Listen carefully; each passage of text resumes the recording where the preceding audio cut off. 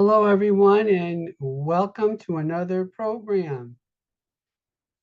I'm Reverend Joe, and we're going to speak today about spiritualism as a religion.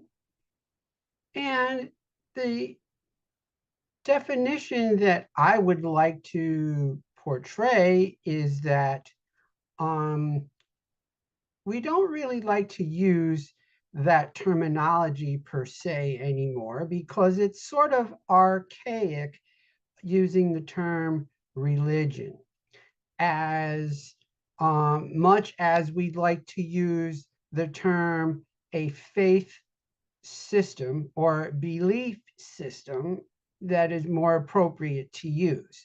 And let me use some definitions that I have gathered for you, and let us look at them.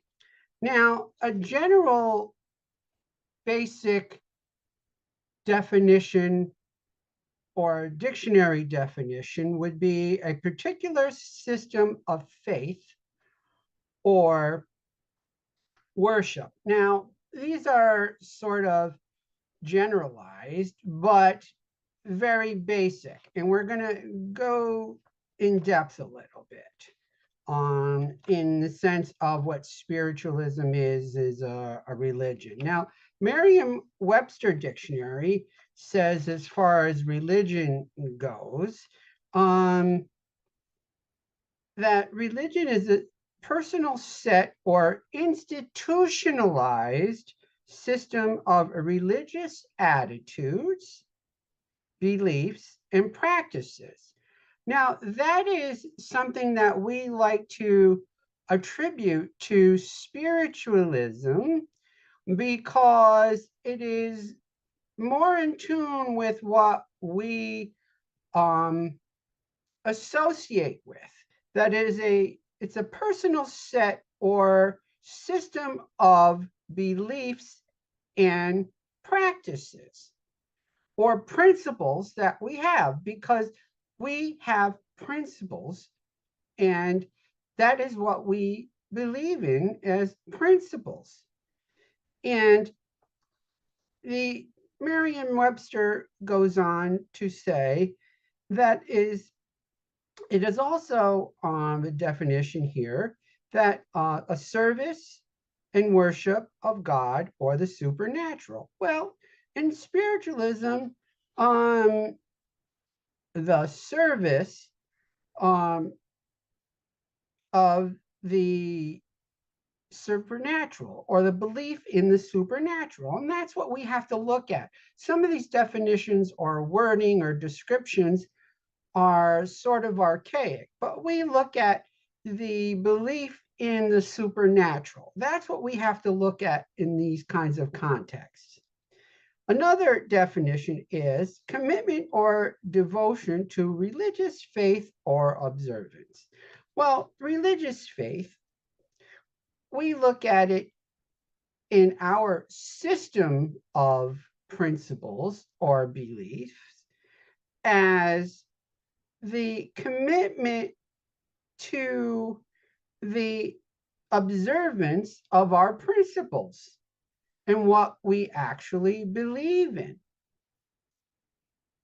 And therefore, that is why we have a principle systems or system of beliefs, which is held in our faith-based belief system of spiritualism. And when many Judeo-Christian belief systems or religious systems, they have what they call worship practices. Well, we do have services in many, or meetings is another contemporary type of term, in our communities and churches and spiritualism organizations, but we don't really attribute it to worship per se, because we don't worship deities. in any manner, shape, or form. But what we do is we honor, we show reverence to the divine and that which is beyond, which is in the supernatural, or which is beyond natural, which is beyond our human or earthly comprehension of things. Because we know that spiritualism is the belief in the continuation of life in what we consider, or what is called, death. So that is why when most other faith-based systems call a worship service or worship, they take part in a service or the act of worship or the practice of their faith-based system. What we do in spiritualism is that we have a meeting or a service or an act of practice of our demonstration of our principles. So what I'd like those of you who are watching this program is that to understand that spiritualists do have some sort of program or meeting, whether it is virtual, online, or an in-person meeting of some sort, where there may be a lecture portion or a discussion or a study portion where someone leads a discussion about a particular topic.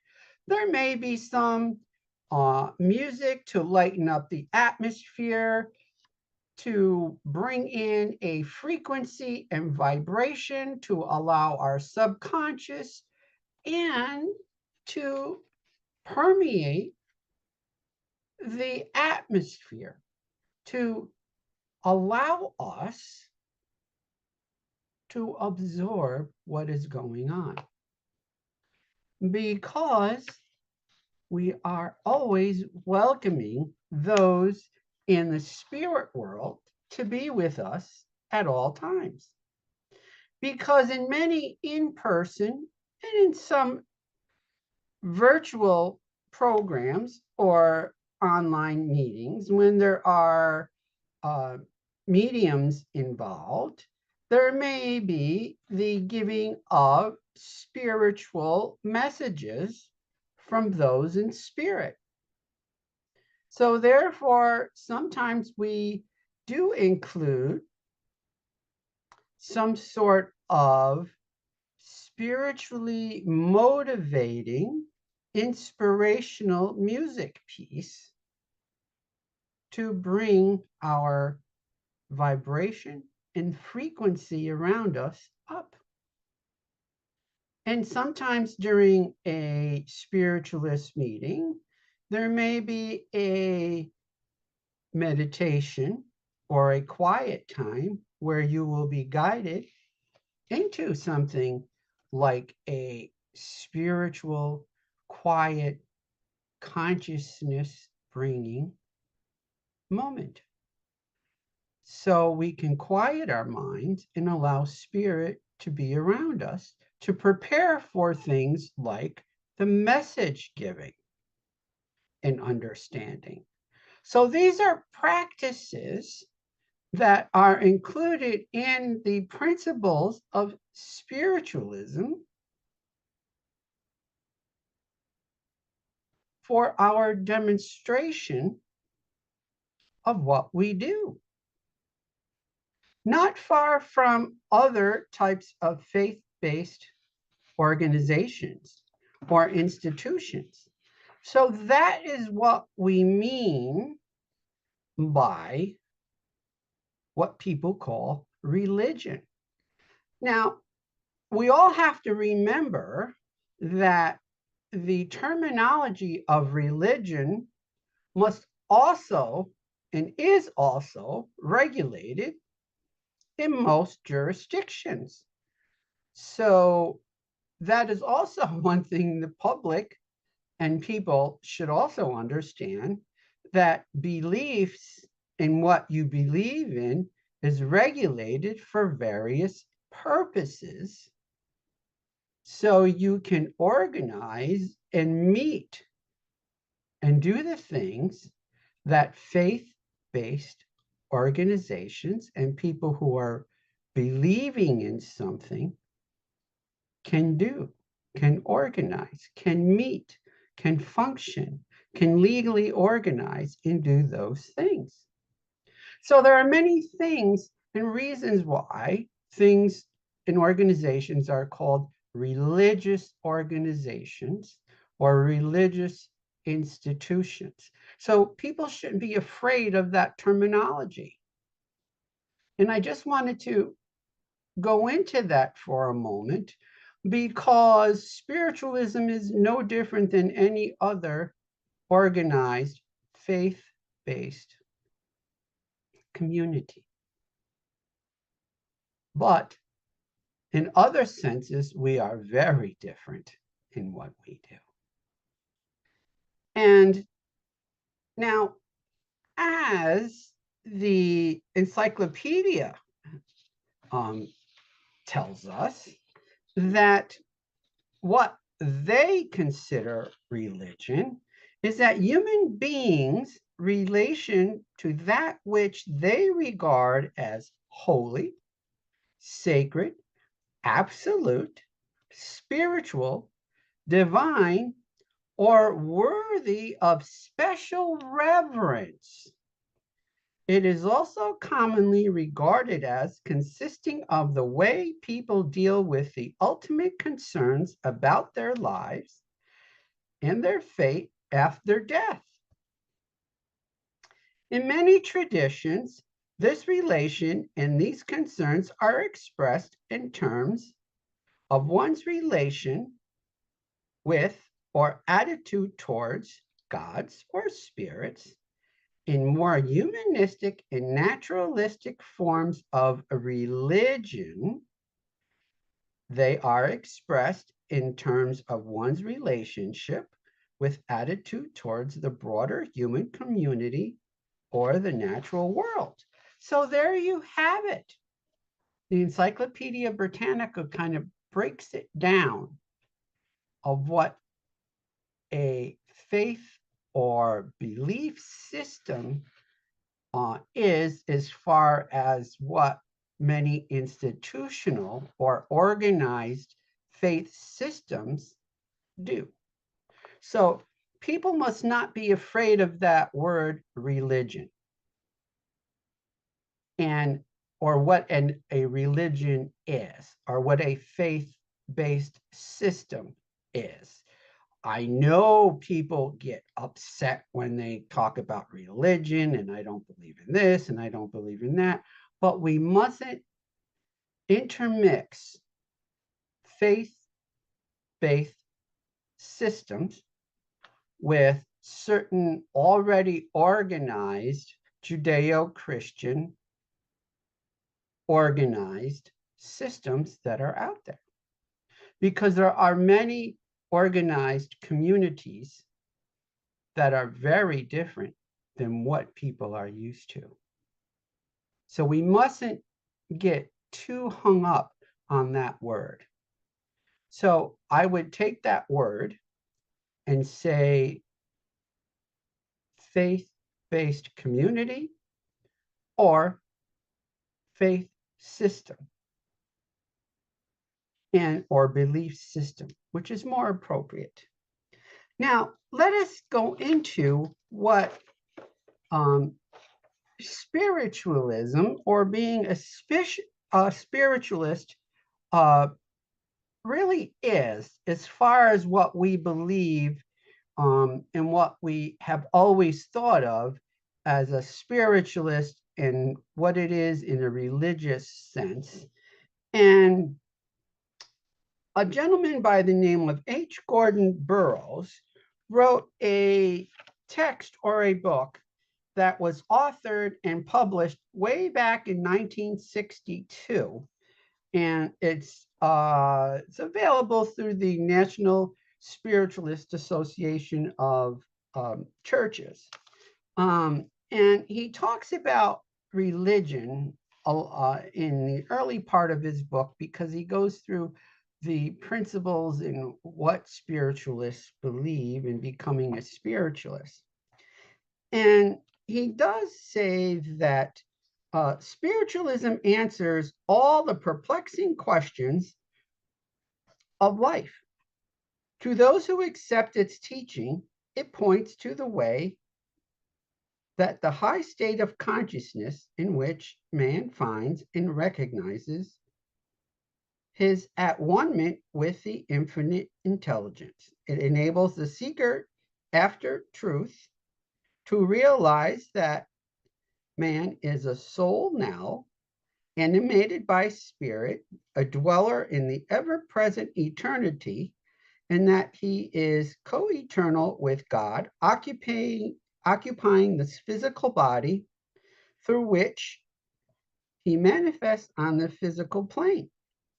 Now, again, when we read these texts, you can always interject whatever pronouns that you wish to make it appropriate to however your thinking might be. Man is not a body with a spirit, but a spirit with a body and a mind to serve him. Man is not going to eternity after the change called death, but he is living in the eternity now. And this is also in line with what Eckhart Tolle says in The Power of Now. And many other philosophers tell us, metaphysicians tell us, that we must live in the present.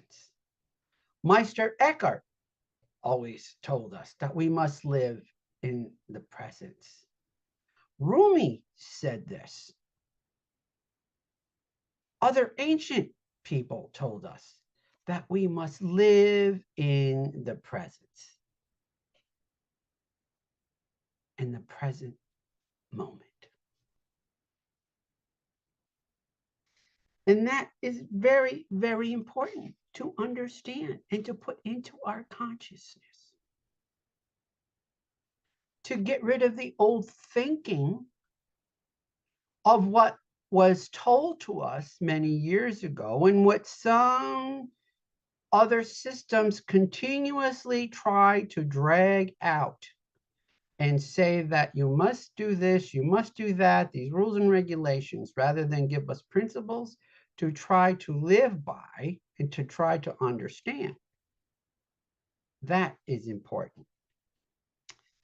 And Burroughs goes on to tell us spiritualism teaches that death is but one of the countless changes going on in the manifestation of the infinite intelligence. It is not something for man to dread or fear, but to look forward to with anticipation. How many people fear death?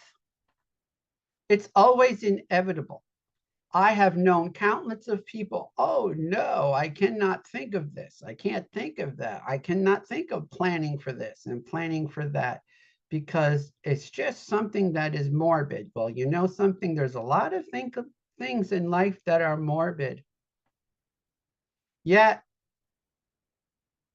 everyone deals with it in life. We have many wars and conflicts and things that are dealt with day in and day out, things that we have been dealing with for centuries. But we cannot go and continue on being fearful of all of these things.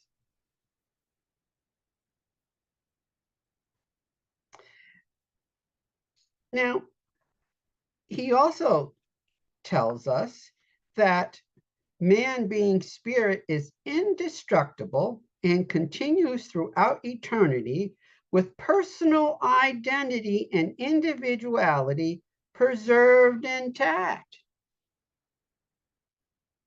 We have been saying this as spiritualists for a very long time, since the inception of modern spiritualism. Yes, I know there are people who have been fraudulent, have been doing things that are not so nice, and have been trying to take people for whatever they have, but that's been going on for millennia. People trying to take you for this or for that.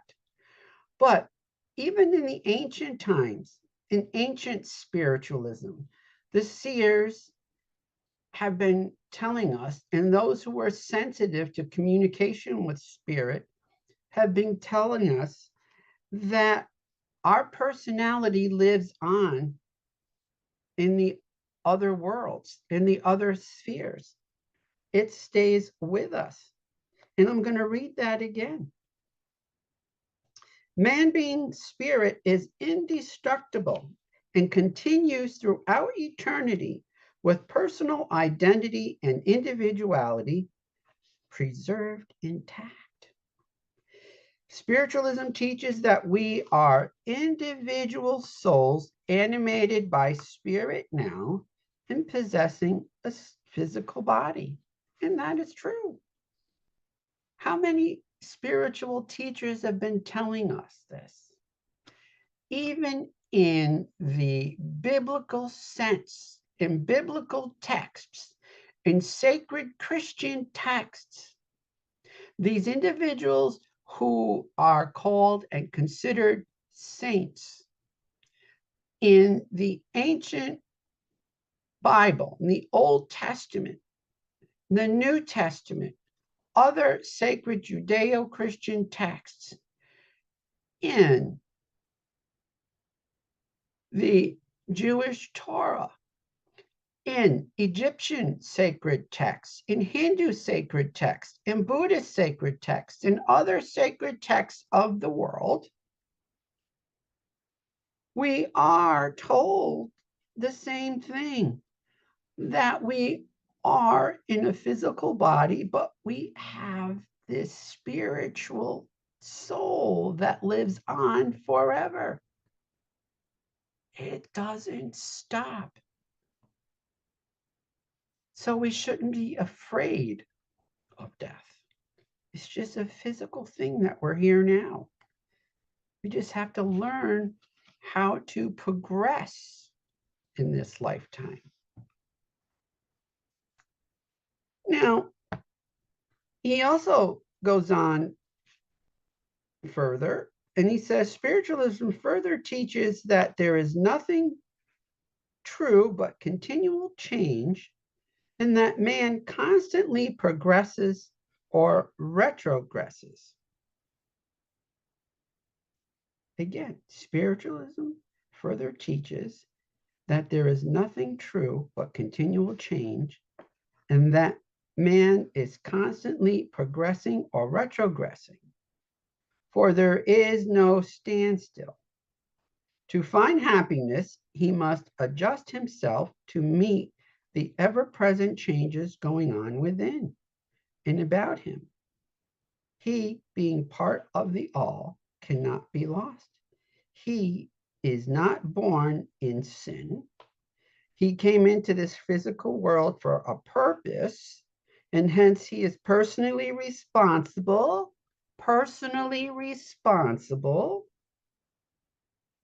making his own happiness or unhappiness as he obeys or disobeys natural law, which is God's law. And when we talk about God, what we mean and talk and say God is universal mind, infinite intelligence, the great I am. All is energy. Energy is all, everything is within. So therefore, nothing is lost. Natural law is all there is. We do create our own realities. We cannot blame anyone else. Being of a human form, being of consciousness, and being able to think and form thought, we create our own reality. We cannot blame anyone else. We are, in a sense, perfect. However, we create thought. And because we can make decisions, not every decision is perfect, even though we are perfect beings. Now, that's sometimes a hard concept to understand. We're created perfect because we are living beings with a system, a body that is able to function, but are our thoughts always the best? Do we always make the best choices? Our thoughts are not always perfect. That's why we have these principles to live by. Not the rules, not the regulations that we are told, do this, do that, you can't do this, you can't do that. We are free to think. We are free to make these decisions. And that's why we have principles. Spiritualism shows the seeker the way, the open door to attainment. Attainment of what? He says, the understanding of self and of life. And through understanding the development of the highest within himself. It was said by a teacher of long ago that nothing is impossible if we can control self. The attaining of self-control, together with the assistance of infinite intelligence, all that is infinite intelligence, in his ever-progressive creation, is the purpose of man's coming to earth.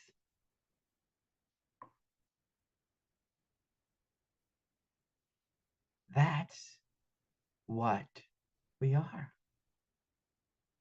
We are this individualized physical being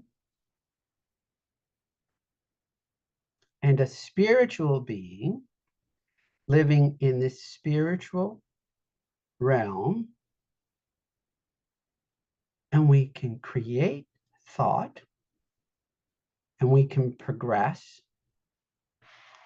and there's going backwards and retrogressing by not doing the right thing.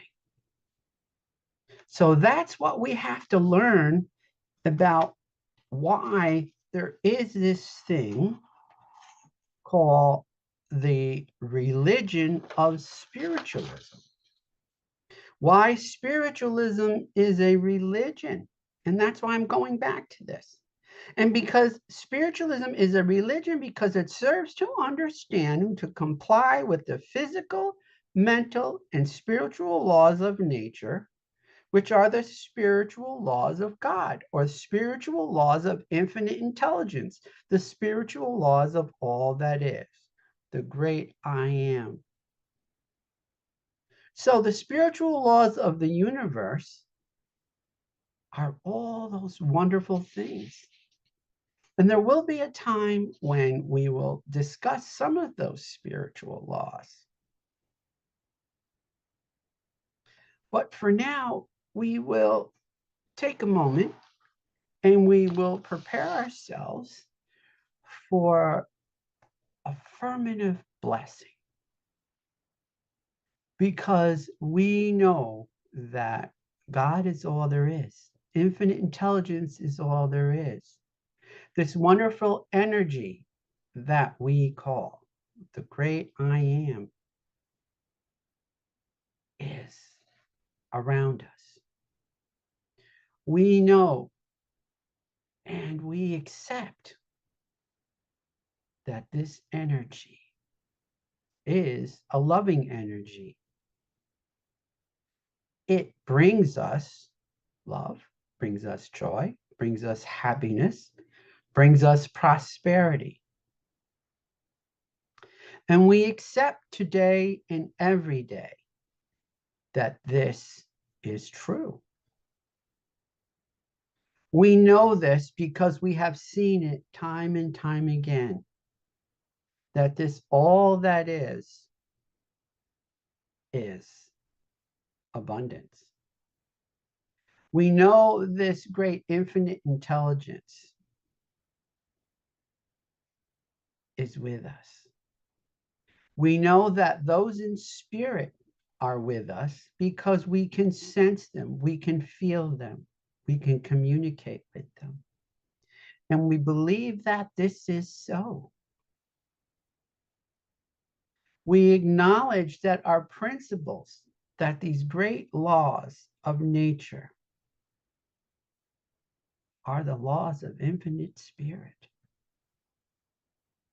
We know that all of this helps us to live each day